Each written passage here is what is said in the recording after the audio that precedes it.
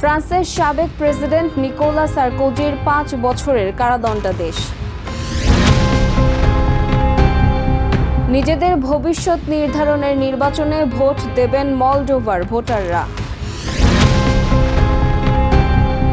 AI পরিচালিত নতুন drone উন্মোচন করল জার্মান প্রতিষ্ঠান হেলসিং। ব্যাকটেরিয়ার বিরুদ্ধে লড়াইয়ে পশুর মল নিয়ে গবেষণা। প্রথমবারের মতো ভোট দানের সুযোগ পাচ্ছেন ইটালি প্রবাসী বাংলাদেশিরা। ইউরোপের হালনাগাদ ও বৈচিত্র্যময় খবরাখবর আপনাদের সামনে এক নজরে তুলে ধরছি আমি সামিরা বাঁধন।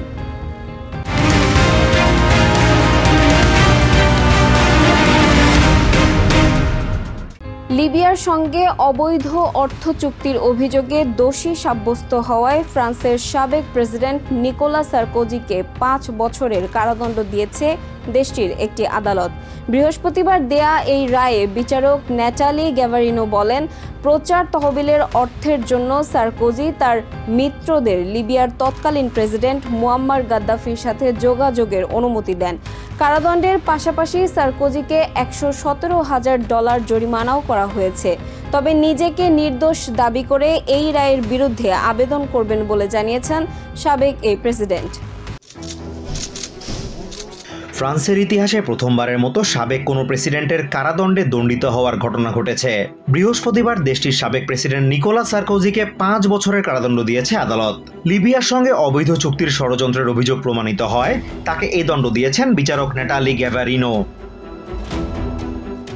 সার্কোজির বিরুদ্ধে অভিযোগ, ২০০৭ সালে নিজের নির্বাচনী প্রচারণার জন্য লিবিয়ার সাবেক প্রেসিডেন্ট মুয়াম্মার গাদ্দাফির সঙ্গে গোপন চুক্তি করেছিলেন তিনি। এর বদলে কয়েক মিলিয়ন পাউন্ড নিয়েছিলেন সার্কোজির সহযোগীরা। এই অপরাধে দোষী সাব্যস্ত হলেও দুর্নীতি এবং প্রচারণার জন্য অবৈধভাবে তহবিল গ্রহণের আরও ২টি অভিযোগ থেকে তাকে অব্যাহতি দেওয়া হয়েছে। প্রসিকিউটররা জানিয়েছেন এটি একটি বিশেষ রায়, আর সার্কোজি যদি এই রায়ের বিরুদ্ধে আপিল করতেও চান, কারাগারে প্রবেশের পরই তা তিনি করতে পারবেন। এদিকে রায়ের পর তাৎক্ষণিক প্রতিক্রিয়ায় নিজেকে নির্দোষ দাবি করে আদালতের এই সিদ্ধান্তের বিরুদ্ধে আপিল করবেন বলে জানান সাবেক এই প্রেসিডেন্ট। স্বাভাবিকভাবেই আমি আপিল করব। সম্ভবত আমাকে হাত করা পরেই আপিল আদালতে হাজির হতে হবে। যারা আমাকে ঘৃণা করে তারা ভাবছে আমাকে অপমান করছে, কিন্তু আজ তারা অপমান করেছে ফ্রান্সকে, ফ্রান্সের ভাবমূর্তিকে। আমার মধ্যে প্রতিশোধের মনোভাব নেই, ঘৃণাও নেই, কিন্তু সবাইকে জানিয়ে দিতে চাই আমি যে নির্দোষ তা প্রমাণ করতে শেষ নিঃশ্বাস পর্যন্ত লড়ব। এই মামলার অন্যতম বাদী আলেকজান্ডার জুরির আইনজীবী চার্লস কনসিনি মনে করেন, নানা ধরনের চাপের কারণে আদালত বাধ্য হয়ে এই রায় দিয়েছে। বহু বছর ধরে জনমত, কিছু গণমাধ্যম ও একটি নির্দিষ্ট রাজনৈতিক দলের সমর্থকরা তার বিরুদ্ধে চাপ সৃষ্টি করছিল বলেই আমার মনে হয় নিকোলা সার্কোজিকে আটকের এই অভূতপূর্ব পরোয়ানা জারি হলো। অন্যদিকে দুর্নীতি বিরোধী অলাভজনক সংস্থা শেরপার এক্সিকিউটিভ ডিরেক্টর স্যান্ড্রা কোসার্ট আদালতের রায়কে স্বাগত জানিয়ে বলেন, এই রায়ের মধ্য দিয়ে দায় মুক্তির ধারা সমাপ্ত হলো। So it's a strong signal for the state of law. It's a strong signal to say it's the end of impunity, even if you are from the higher stage of the republic. এই রায়ে মিশ্র প্রতিক্রিয়া ব্যক্ত করেছেন দেশটির রাজনৈতিক নেতারা।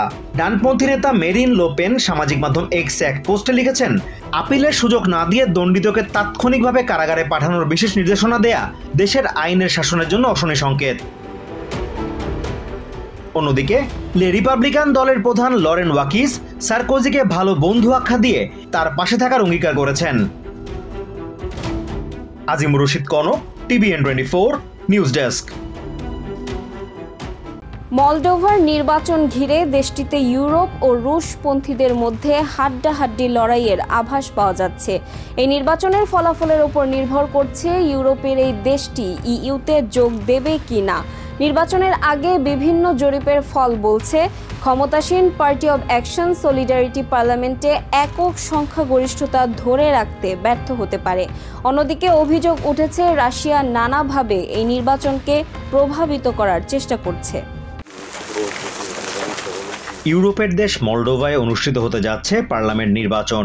রবিবারের এই নির্বাচনের ফলাফলের ওপর দেশটির ইউরোপিয়ান ইউনিয়নে যোগদানের ভবিষ্যৎ নির্ভর করছে। এরই মধ্যে অভিযোগ উঠেছে রাশিয়া নির্বাচনের প্রভাব খাটানোর চেষ্টা করছে, তবে রাশিয়া বরাবরই এমন অভিযোগ নাকচ করে আসছে।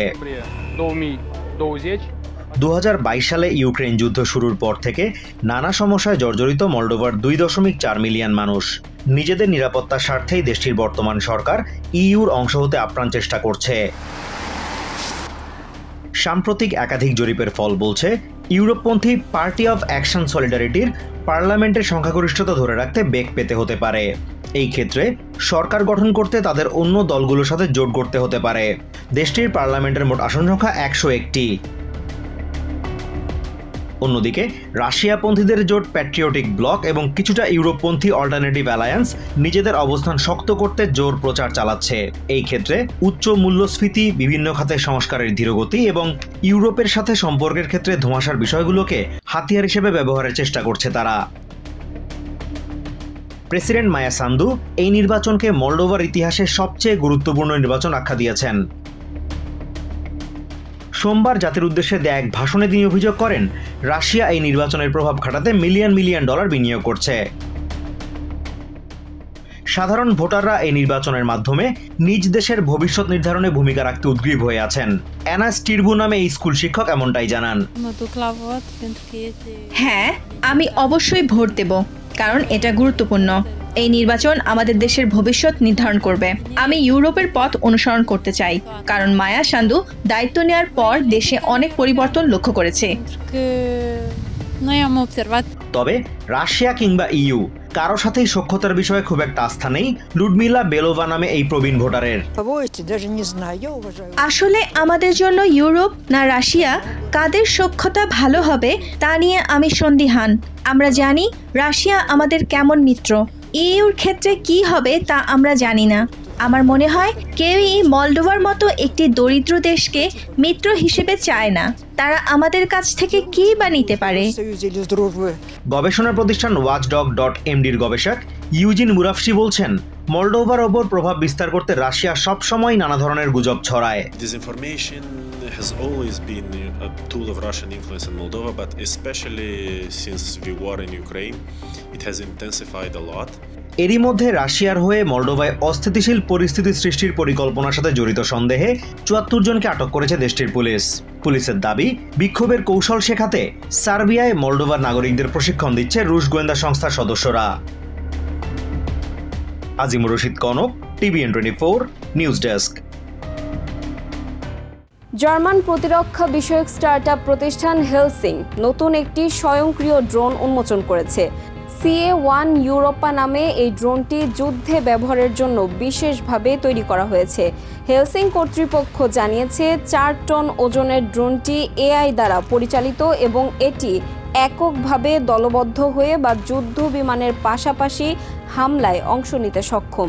2027 সালে প্রথম উড্ডয়ন এবং 4 বছরের মধ্যে ড্রোনটিকে সামরিক অভিযানে ব্যবহারের লক্ষ্যে কাজ করছে হেলসিং। এমনটাই জানান প্রতিষ্ঠানটির সহ প্রতিষ্ঠাতা গানবার্ট শার্ফ। তিনি দাবি করেন তাদের এই ড্রোন আকাশ প্রতিরক্ষা ব্যবস্থায় নতুন মাত্রা যোগ করবে। So I think the idea of a drone wall আমার মনে হয় ড্রোন ওয়ালের ধারণাটি একটি অত্যন্ত যুক্তিযুক্ত পরিকল্পনা। বর্তমানে আমরা যেভাবে শত্রুপক্ষের ড্রোনকে প্রতিরোধ করি তার চেয়ে আরো বেশি কার্যকর উপায়ে সেগুলোকে প্রতিরোধ করাই আমাদের লক্ষ্য। তবে আকাশ প্রতিরক্ষার ক্ষেত্রে উচ্চতা, বিভিন্ন মাত্রার গতি এবং বিভিন্ন ধরনের লক্ষ্যবস্তু আপনার দিকে আসতে পারে। এগুলোকে মোকাবিলার অংশ হিসেবে একাধিক কোম্পানির পক্ষ থেকে একটি সমন্বিত প্রচেষ্টা প্রয়োজন হবে। we think this will ultimately antibiotic প্রতিরোধী ব্যাকটেরিয়ার বিরুদ্ধে কার্যকর চিকিৎসা পদ্ধতি খুঁজে বের করতে কাজ শুরু করেছে ব্রিটেনের এক দল গবেষক। লেস্টার ইউনিভার্সিটির গবেষকদের এই দলটি চিড়িয়াখানা ও সাফারি পার্ক থেকে নানা ধরনের প্রাণীর মল সংগ্রহ করছে। বিশেষ প্রক্রিয়ায় মল থেকে ফেজ বা ব্যাকটেরিয়া প্রতিরোধী ভাইরাস সংগ্রহ করছেন তারা। কোন ফেজ কোন ব্যাকটেরিয়া প্রতিরোধে সক্ষম তা খুঁজে বের করাই তাদের এই কার্যক্রমের লক্ষ্য। অ্যান্টিবায়োটিক প্রতিরোধী সংক্রমণ মোকাবিলার উপায় খুঁজে বের করতে কাজ শুরু করেছেন ব্রিটেনের লেস্টার ইউনিভার্সিটির একদল গবেষক। এরই মধ্যে ডাডলি জু এবং ওয়েস্ট মিডল্যান্ড সাফারি পার্কের বিভিন্ন প্রাণী নিয়ে কাজ শুরু করেছেন তারা। এর অংশ হিসেবে এসব প্রাণীর মল থেকে ব্যাকটেরিওফেজ সংগ্রহ করছেন তারা। ব্যাকটেরিওফেজ এক ধরনের ভাইরাস যা ব্যাকটেরিয়া সংক্রমণ প্রতিরোধ করে। ওয়ার্ল্ড হেলথ অর্গানাইজেশনের তথ্য বলছে, অ্যান্টিবায়োটিক প্রতিরোধী ব্যাকটেরিয়া সংক্রমণে 2019 সালে সারা বিশ্বে প্রায় 1.27 মিলিয়ন মানুষ মারা যায়। জিরাফ, স্নো লেপার্ড থেকে শুরু করে ভোঁদর এবং অঞ্জন কোনো প্রাণী বাদ যাচ্ছে না গবেষকদের তালিকা থেকে। লেস্টার ইউনিভার্সিটির বেকি মায়ার সেন্টার ফর ফেজ রিসার্চ জানিয়েছে 160 প্রজাতির প্রাণী থেকে সংগ্রহ করা নমুনা নিয়ে কাজ করছে তারা। নমুনাগুলো থেকে ফেজ বা ব্যাকটেরিয়া ধ্বংসকারী ভাইরাস বের করা হচ্ছে। এরপর এই ফেজগুলোকে লাইসেট নামে এক ধরনের পরিষ্কার তরলে ডুবিয়ে সমস্যা সৃষ্টিকারী ব্যাকটেরিয়ার বিরুদ্ধে এদের কার্যকারিতা পরীক্ষা করা হচ্ছে। ভবিষ্যতে চিকিৎসায় কাজে লাগানোর জন্য তারা ফেজের একটি সংগ্রহশালা তৈরি করছেন। বেকি মায়ার সেন্টারের অন্যতম প্রধান গবেষক ডক্টর অ্যান্ড্রু মিলার্ড বলছেন, তারা বিভিন্ন প্রাণীর মলের ওপর বিভিন্ন ধরনের ব্যাকটেরিয়ার পরীক্ষা চালাচ্ছেন। ফলে কোন প্রাণীর মল কোন ব্যাকটেরিয়ার বিরুদ্ধে কাজ করে তা জানা যায়। তারা এখন পর্যন্ত 700টি আলাদা ফেজ সংগ্রহ করেছেন বলে জানান। What we've been doing is testing lots of different poo against lots of different bacterial species and different isolates.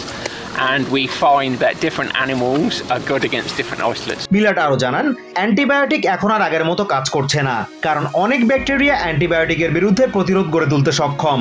ফলে মানুষ বিভিন্ন রোগে আক্রান্ত হলে ওষুধেও সহজে সুস্থ হচ্ছে না। Antibiotic resistance is posing a threat because everyday antibiotics that people take, bacteria are now becoming resistant to them. So antibiotics have been used for several decades. তবে বিশাল এই কর্মযজ্ঞের জন্য নমুনা সংগ্রহ করাটা অনেক সময়ই কষ্টসাধ্য হয়ে পড়ে বলে জানান ডাডলি জুর কর্মকর্তা Fran level. Some poo is always easier to collect from others. So something like the giraffe is nice and easy to sweep up, whereas something like the otters is usually a bit more runny, so a bit messier when we're cleaning, so it's not as easy to collect. আগামী 2 বছরে হাজার হাজার phase সংগ্রহের লক্ষ্য নিয়ে কাজ করছে লেস্টারের গবেষক দল। এর মাধ্যমে তারা এমন ফেজ খুঁজে বের করতে চান যেগুলো অ্যান্টিবায়োটিকের সাথে মিশিয়ে ব্যাকটেরিয়ার সংক্রমণ প্রতিরোধে ব্যবহার করা যায়। এই কার্যক্রমে তাদের সহায়তা করছে ব্রিটেনের বিভিন্ন সংস্থা ও অ্যান্টিমাইক্রোবিয়াল রেজিস্ট্যান্স প্রকল্প। Azimur Rashid Kanak, TVN 24 news desk. Italy প্রবাসী বাংলাদেশিরা প্রথমবারের মতো ভোট দানের সুযোগ পাচ্ছেন। আগামী ত্রয়োদশ জাতীয় নির্বাচনে প্রবাসীদের জন্য পোস্টাল ও ডাকযোগে ভোটাধিকার কার্যকর হতে যাচ্ছে। তবে তথ্যের ঘাটতির কারণে অনেকেই এখনও বিষয়টি জানেন না। তাই আরও বেশি পরিমাণে জনসংযোগের মাধ্যমে প্রবাসীদের কাছে এই তথ্য প্রচারের আহ্বান জানিয়েছেন সংশ্লিষ্টরা। স্বাধীনতার 54 বছর পর প্রথমবারের মতো ইটালিতে বসবাসরত প্রবাসী বাংলাদেশিরা সরাসরি জাতীয় নির্বাচনে ভোট দেওয়ার সুযোগ পাচ্ছেন। 2026 সালে পোস্টাল নিয়মে ডাকযোগে ভোটাধিকার কার্যকর হতে যাচ্ছে, যা প্রবাসীদের দীর্ঘদিনের দাবির ফল। প্রবাসীরা অনলাইনে NID বা পাসপোর্ট দিয়ে রেজিস্ট্রেশন সম্পন্ন করে ব্যালট পেপারে ভোট দিতে পারবেন। রোম ও মিলানের প্রবাসীরা এই সুযোগকে ঐতিহাসিক ও গর্বের মুহূর্ত হিসেবে অভিহিত করেছেন। বর্তমান সরকার যেই প্রবাসীদের ভোটার নিশ্চিত করেছেন, এজন্য আমরা প্রবাসীরা অনেক খুশি। ভোট দিতে হলে দেশে যাইতে হতো, এটা এখন আমরা এখানে বসে থেকেই আমরা আমাদের সরকার নির্বাচিত করতে পারবো। রাজনৈতিক বিশ্লেষকরা মনে করছেন, তথ্যের ঘাটতির কারণে অনেকেই এখনো বিষয়টি জানেন না। এই ক্ষেত্রে বাংলাদেশ দূতাবাসের সক্রিয় ভূমিকা জরুরি বলে মনে করছেন সংশ্লিষ্টরা। স্বাধীনতার 54 বছর পর এই প্রথমবারের মতো প্রবাসীরা তাদের নৈতিক অধিকার মানে বাংলাদেশের জাতীয় নির্বাচনে প্রবাসী থেকেও অংশগ্রহণ করতে পারছেন। এটি সকল প্রবাসীদের জন্য অত্যন্ত আনন্দের একটি বিষয়। জানা গেছে যে প্রবাসীদের ঠিকানা অনুসারে প্রতিটা প্রবাসীর বাসায় ব্যালট পেপার পৌঁছে দেওয়া হবে। সেই ব্যালট পেপারে সিল মেরে নিজ নিজ পোস্ট অফিসে গিয়ে জমা দিয়ে আসতে হবে। প্রবাস জীবনের সময় স্বল্পতার কারণে প্রবাসীরা এই বিষয়টি নিয়ে ব্যাক পোহাতে হতে পারে। এজন্য আমি মনে করি যদি এই প্রসেসিংটার মধ্যে আরেকটু পরিবর্তন আনা হয় তাহলে সকল প্রবাসীর জন্য ভালো হবে। এছাড়া বাংলাদেশ দূতাবাসকে এই বিষয়ে জনসচেতনতা সৃষ্টি করার জন্য সোশ্যাল মিডিয়া সহ বিভিন্ন যোগাযোগ মাধ্যমে এবং সেমিনারের মাধ্যমে সকল প্রবাসীদেরকে জানিয়ে দিলে ভালো হবে। তবে এই বিষয়ে কিছু জানায়নি ইতালির বাংলাদেশ দূতাবাস। জাতীয় নির্বাচনে অংশ নেয়ার এই সুযোগ শুধু ভোটাধিকার নয়, বরং দেশের সঙ্গে প্রবাসীদের বন্ধন জোরদারের এক নতুন সূচনা। পুরো বিষয়টাই চলতেছে এখন ডিজিটালভাবে, যে ভোটের যে নিয়মকানুনগুলো আমরা শুনতে পাইছি, দেখতে পারছি, কিন্তু যদি আরেকটু যদি ইজি করে দেয় আমাদের জন্য ভালো হবে। প্রবাসী যারা আছে, আমাদেরকে ডক্টর ইউনূস সাহেবের যে উদারতা দেখাইছে প্রবাসীদের মধ্যে, আমি আমার আন্তরিক অন্তঃস্থল থেকে ওনাকে ধন্যবাদ। Azimur Rashid Kanak, TVN 24 news desk. BNP chairperson Begum Khaleda জিয়ার উপদেষ্টা ও ব্রিটেনের বিএনপির সভাপতি এম মালেক এর আগমন উপলক্ষে ইটালির পিসা বিএনপি পরিবারের পক্ষ থেকে এক মতবিনিময় ও সংবর্ধনা সভা আয়োজিত হয়। স্থানীয় একটি হলরুমে সাবেক সিনিয়র সহসভাপতি মঞ্জুর আহমেদের সভাপতিত্বে এবং আবু সুমন ও আফসার হোসেন মিশু যৌথভাবে অনুষ্ঠান পরিচালনা করেন। এতে মিলান, বেরগামো, মনফালকনে, লিভার্নো, লাস পেজিয়া ও জেনোভা থেকে আগত নেতারা শুভেচ্ছা বক্তব্য রাখেন। এক নজরে ইউরোপের আরও নানা খবর পেতে চোখ রাখুন TVN 24 নিউজ নেটওয়ার্কের ইউটিউব ও ফেসবুক পেজে। নিউ ইয়র্ক থেকে সম্প্রচারিত TVN 24 টেলিভিশন বিশ্বজুড়ে বাঙালির কণ্ঠস্বর।